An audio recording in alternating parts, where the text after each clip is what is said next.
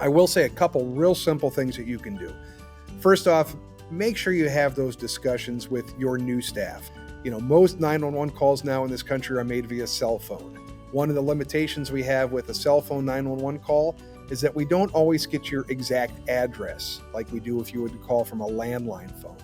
So something that sounds really simple, but I promise you, if you go around and ask the employees at your childcare program, about 40 to 50% of them are not going to know the address of your building. And that's a real issue in case you do have to call 911, because the first thing we're going to need to know is who are you and where you're at to send help. The other thing to think about is we do fire drills every single month. 85% of Americans have never taken the fire extinguisher off the wall. So know your address, know the fire extinguisher locations in the building, know how to get them off the wall, know how to work them. Buying stuff doesn't equal being prepared. So just because you go out and buy walkie-talkies and lock them up in the director's office doesn't mean that you're more prepared, right? We have to get those out. We have to practice them. We have to use them every single day and integrate them into our operations.